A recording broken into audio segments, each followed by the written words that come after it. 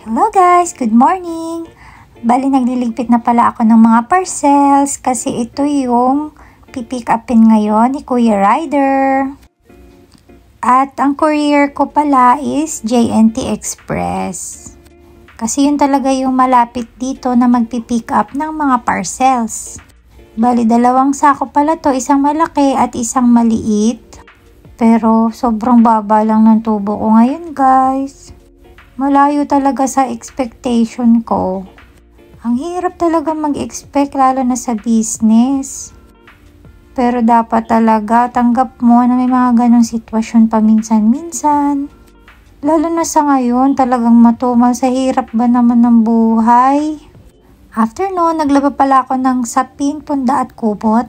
At itong mga sapin ni Mandy sa kanyang bag.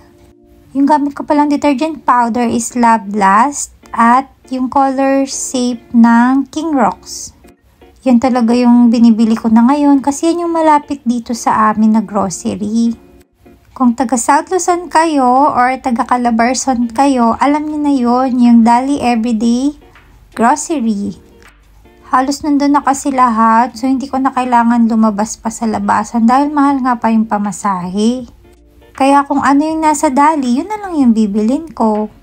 At talagang mura sila compared sa ibang brand. After ko maglaba, nag-ayos muna ako dito sa kwarto at nire-arrange ko yung posisyon ng higaan. Nagluto na rin ako ng lunch ko at ito yung lunch ko. Naligo muna ako bago kumain. Pero alam nyo guys, bumalik na naman yung sama ng pakiramdam ko halos araw-araw. Pero tinatanggap ko na lang talaga at wala naman akong choice.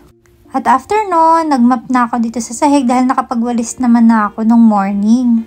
Ito talaga yung huli kong ginagawa kasi meron pa rin na isasama yung map na yan ng mga buhok, mga ibang alikabok. Yan yung maganda sa map na yan. Pagkatapos noon, pinalitan ko na yung sapin dito dahil nilabhan ko nga kanina. At ito lang yung pinaka-sofa namin dito sa bahay.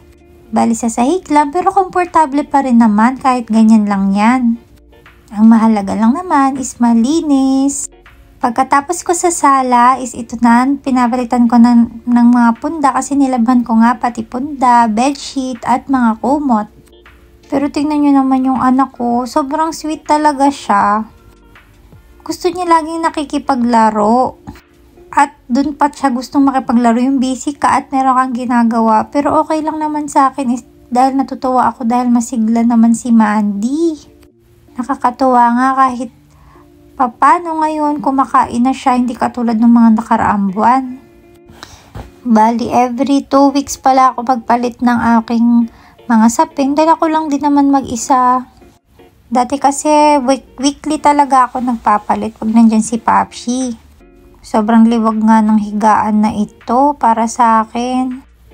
Pero tiis-tiis lang, ganun talaga ang life, may mga sacrifices tayo.